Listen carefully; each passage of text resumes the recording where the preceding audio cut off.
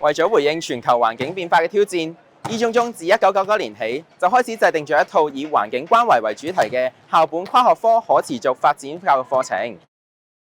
而學校今次參與嘅品德教育傑出教學獎，目的就係為咗展示老師們如何透過創新嘅教學，培養出同學對環保嘅意識、責任感同埋對大自然嘅感恩之情。而作為學生，我哋唔單止學習到環保知識，更加透過實地考察同埋導賞活動，以及人工智能嘅虛擬導賞，親身體驗到唔同嘅文化同埋自然生態嘅多樣性同埋重要性，令到學習變得更加隨時隨地、更加靈活同埋更加有趣。課程融入咗地理、科學、STEAM 等多個學科，讓我哋可以從多個角度去理解環境問題。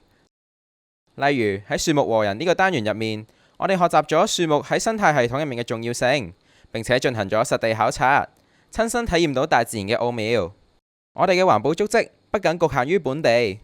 通過參加國際環境守護者青年會議，我哋有機會同全球嘅青年交流環保心得，拓展國際視野，培養全球公民意識。呢啲經歷讓我哋深刻體會到環境保護係全人類共同嘅責任。喺呢條環保之路上面，家長們亦都係我哋重要嘅夥伴。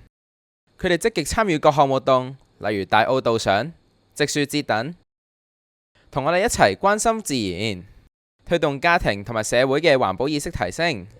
透過學校嘅支持同埋我哋嘅努力，我哋喺各類比賽中獲得優異嘅成績，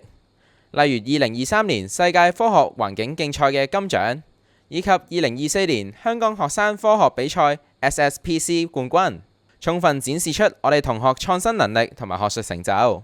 呢一系列嘅學習同埋實踐，唔單止讓我哋可以增長到知識，更加培養到責任感同埋承擔精神。我哋明白到每個人嘅小小行動都可以為環境帶來積極嘅改變。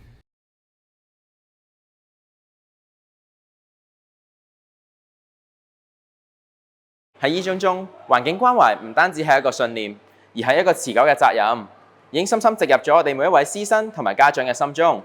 我哋唔單止係環境嘅守護者，更加係未來嘅建設者。無論係課堂上面學習知識，定係我哋參與實地考察或者導賞活動，我哋都會以實際行動去守護呢片屬於我哋共同擁有嘅自然資源。未來我哋將會繼續肩負着呢份使命，將對環境嘅關愛延續，為推動可持續發展社會，去貢獻自己嘅智慧同埋力量，創造更美好嘅明天。